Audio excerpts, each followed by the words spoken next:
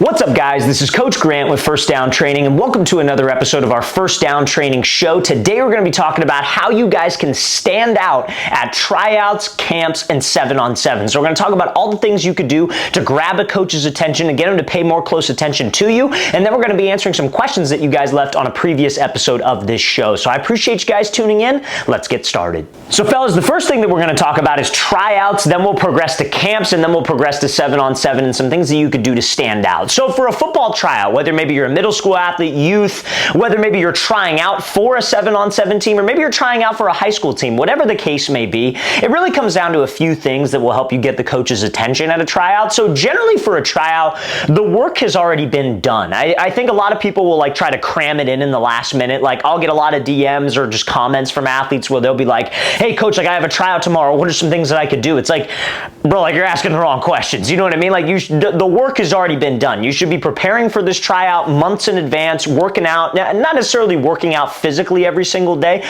but doing something every single day to better prepare you for that tryout, whether it's watching film, working out in the gym, working on your skills, working on your speed, getting a little bit bigger, a little bit stronger. All those things obviously apply. But when you're at the physical tryout, the most important thing that I want to get across to you guys is that you have to play fast and don't be afraid to make mistakes. I think one of the problems at tryouts is a lot of people put a little bit of unnecessary pressure on themselves, like, oh my God, it's a tryout, it's a high stress situation, they're evaluating everything that I'm doing, so they're very hesitant. They're kind of like afraid to make a mistake. It's like, oh, if I make a mistake, I'm going to get graded down lower, they're not going to be interested in me, whatever. Guys, you shouldn't be thinking that way. You've done the work. Hopefully you've prepared the right way, whether you've trained with a trainer, you've done your own stuff, you've been watching a lot of our videos, whatever the case may be, the work has been done. So every single rep, you shouldn't necessarily be thinking about little intricacies of your game, like skill work, mechanical work. Like if you're a quarterback, for example, you shouldn't be thinking about your arm path, your hip mechanics, your stride. All that should relatively be second nature. And I'm not saying that you can't improve on that stuff even more so after the tryout,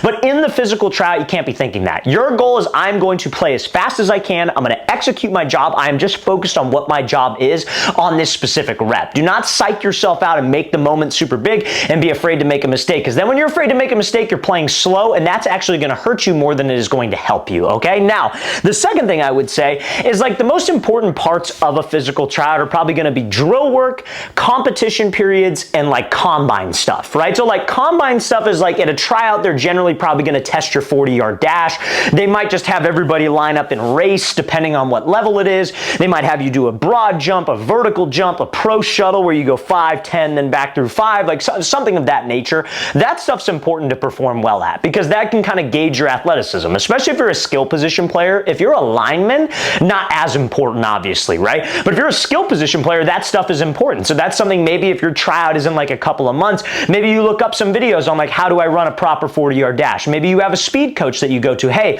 what are some tips that I can do for my 40-yard dash? Where are some areas that I can improve on as myself to get a little bit faster so you could showcase your skill in that specific like combine type period? So that's what I would say number one. Now, for drill work, obviously, you're going to be put through like pretty much just like standard, like your positional skill drills, right? So like you're a quarterback, you're probably going to do some like footwork drills, you do some throwing drills. You're a receiver, you'll do some top of the route breaks, maybe some off the line stuff. You're a lineman, you'll do some blocking technique, etc. You guys all know those drills. You guys have all done those drills before, or at least seen videos of those specific drills, right? So what I would say to you is it's important to try to go first in those drills so coaches can see you, because again, they would rather have a guy hop up, go first, do it fast, and maybe you make a mistake because you're going first, and then they'll correct you up a little bit, but they're seeing you every single time because you're trying to get noticed. You're trying to stand out to a coach at that tryout. So if you're a guy who's constantly first in line every single time, that's going to help you out a lot from getting noticed from that specific coach, okay? And then last but not least, competition periods, right? So competition period would be like, you know, if you're,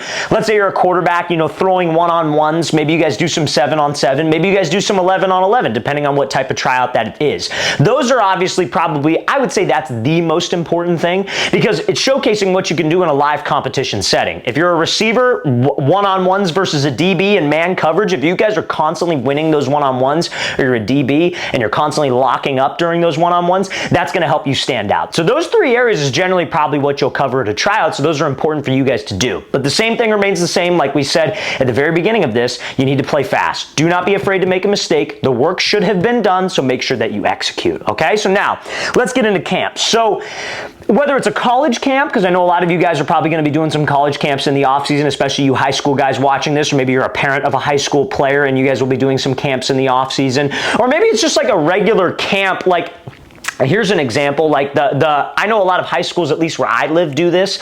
Like, I live in Southern California, and what a lot of high schools will do is for like about maybe a week or 2 weeks in the summer, they'll have like a summer camp, right? And so 5th, 6th, 7th, 8th graders will all go to that camp in hopes to like maybe attract the eye of a coach. So that coach is like, hey, maybe you should come to our school. Maybe they get to know you a little bit better, so you have a high school option to be able to attend, right? So this could go for those types of camps, maybe even just like skills position camps, like kind of like the camps that we do, or maybe even college camps, right? What I recommend first and foremost, before we get into what the camp is actually going to entail, is try to reach out to the coach before the camp. Let him know that you're coming, right? I get this all the time every single year because we do like a series of camps where we travel like all over the country, right? And I'll get DMs from players who will be like, hey coach, coming to your camp tomorrow, like really excited, you know, like look forward to meeting you, etc., right? Cool. Those are kids that I remember that because I'm the one responding to them. And so I like recognize their name, and when I'm checking athletes in at the camp, I'm like, oh yeah, you messaged me, and there's a little bit of rapport there, which means like a relationship.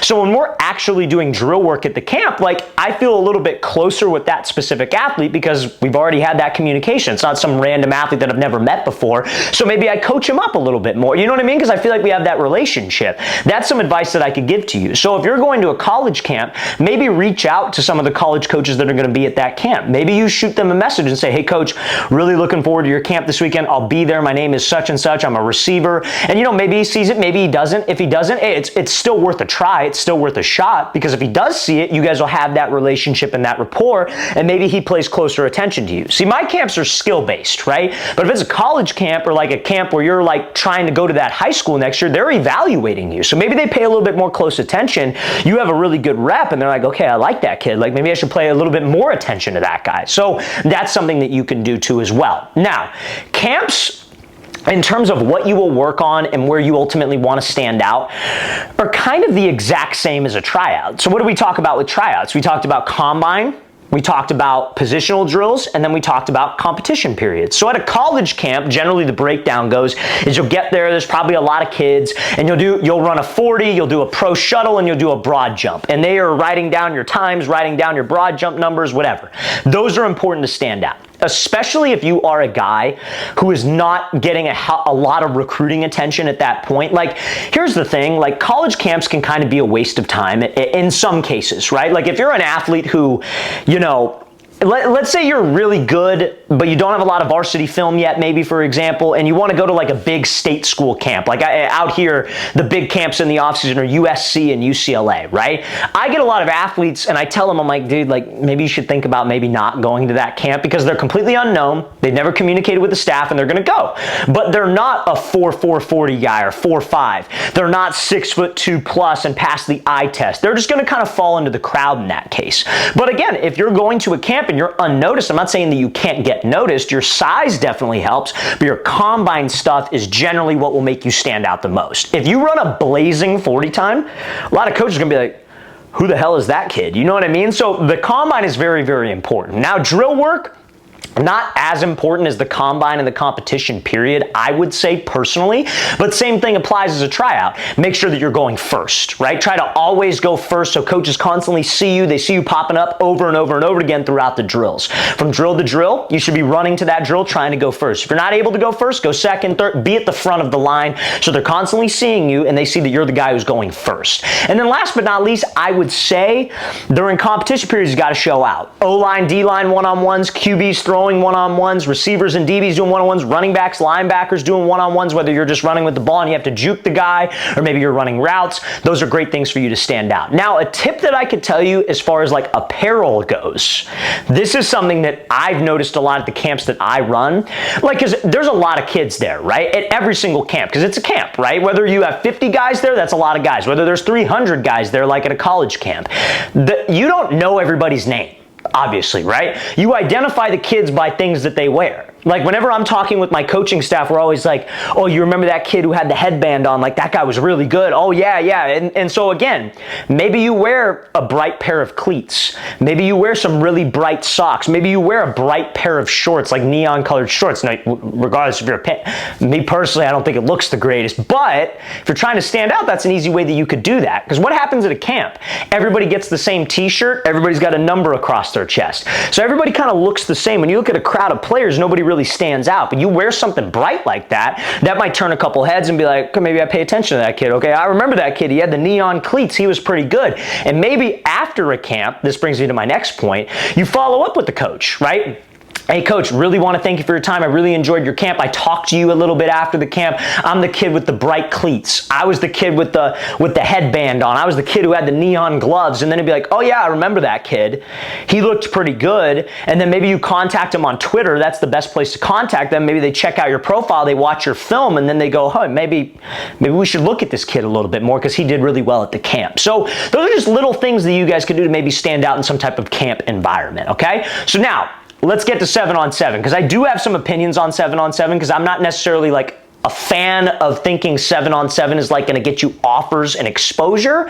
So I have some opinions about that. Now, before we get into that though, fellas, I briefly mentioned how we do a series of camps in the off season. If you guys would like to attend one of our camps, just go to that very first link in the description below of this video. That's where you can sign up. We go to 15 different cities across the entire country every single year, you guys. So this year we start our camps in December. So a month from now, we're super pumped. Our first 3 camps are going to be in San Francisco, California, Orlando, Florida, and Phoenix, Arizona. Those camps, guys, only have like San Francisco, we only got like 3 spots left. Orlando, we got maybe like 8 spots left. And then Phoenix, we have about like 12 to 15 spots left. So guys, they are filling up. And when I say spots left, I mean that our camps sell out. And we sell out our camps because we limit spots. We don't just let everybody attend because it's too many people. Our camps are skill-based. It's not like a recruiting thing. So like we keep it into a small environment so we can work with each athlete individually. Like you screw up, we're going to tell you what you did wrong, coach you up, because that's training. That's generally what we do. So guys, if you're interested, would like to attend,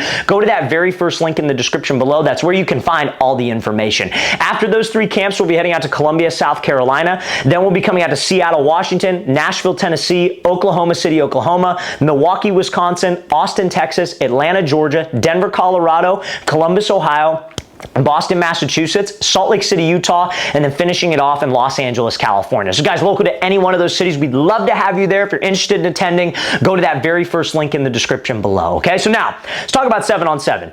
7-on-7, a lot of people think that like, if I play 7-on-7, I'm gonna get an offer, right? Like, it's kind of social media's fault in my opinion, and I shouldn't say fault, but like, you know, 7-on-7 is huge. Like, I think we all can agree that 7-on-7 is a pretty big deal, and it's very popular in the off season. You know, you got the big tournaments, you got like the OT7s, you got the pylons, you know, you got a lot of big tournaments, right? And there's a lot of media exposure there, right? There's a lot of guys with cameras, Overtime might post you, Pylon might post you, whatever, and those clips might go viral. You might get a lot of attention that way.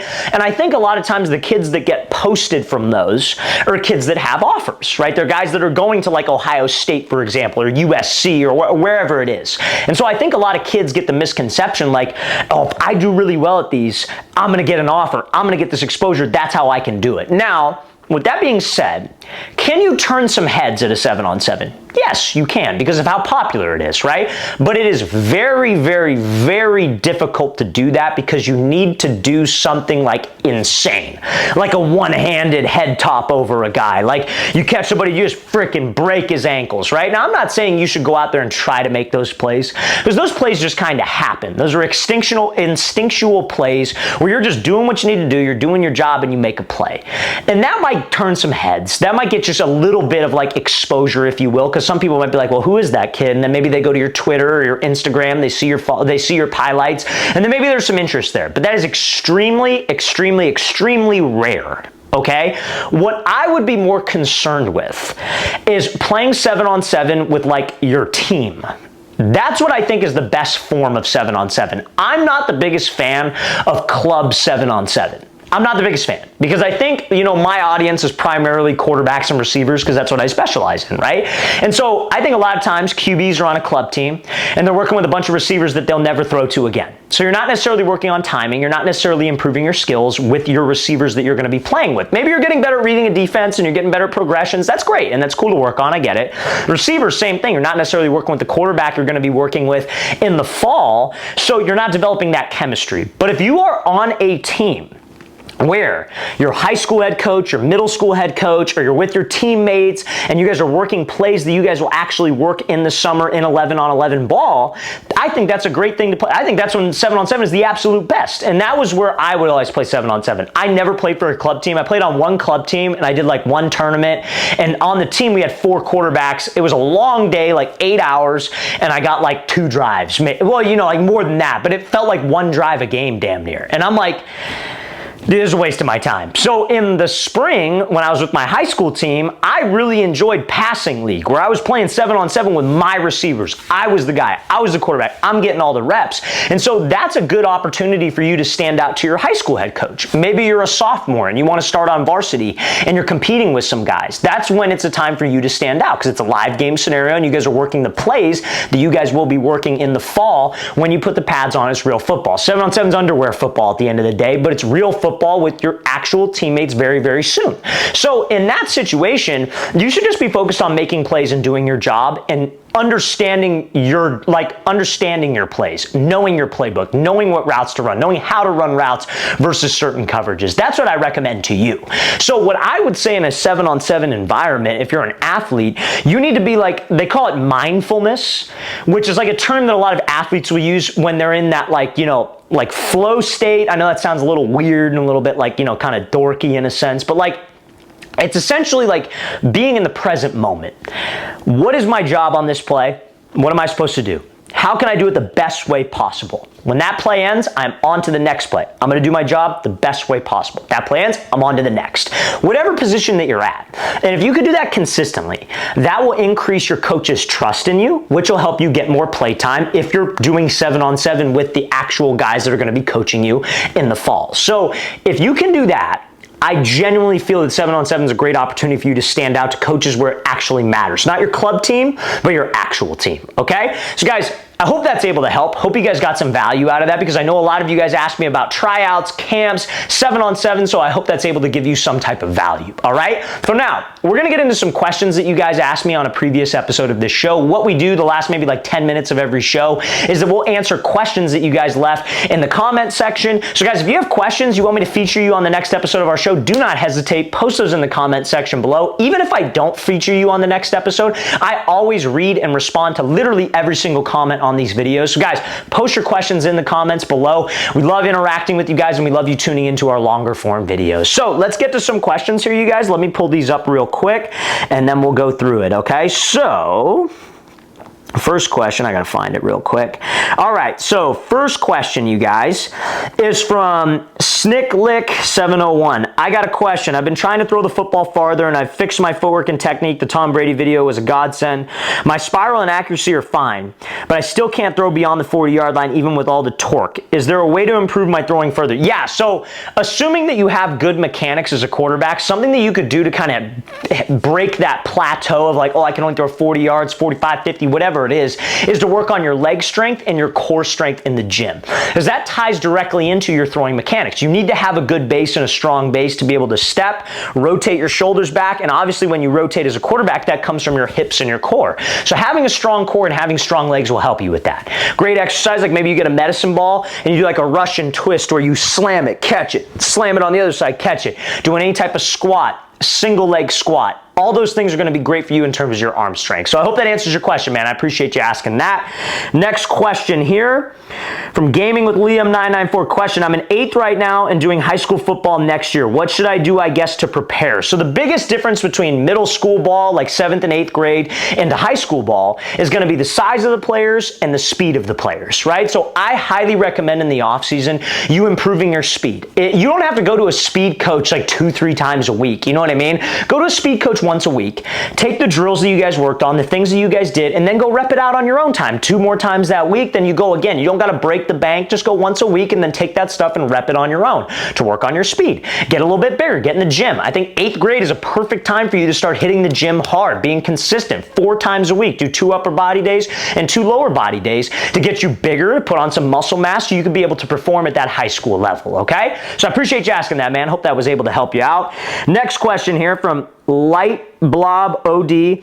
My question is, how do I tell my coach that my trainer taught me something different? So if your school coach or your team coach is telling you something different from, let's say, the trainer that you work with in the off season, on the weekends, whatever the case may be, I wouldn't go about it like, well, coach, my trainer tells me to do this, when you're in the actual practice. Your coach is going to coach you up. What I recommend doing is saying, yes, sir, I'll try my best.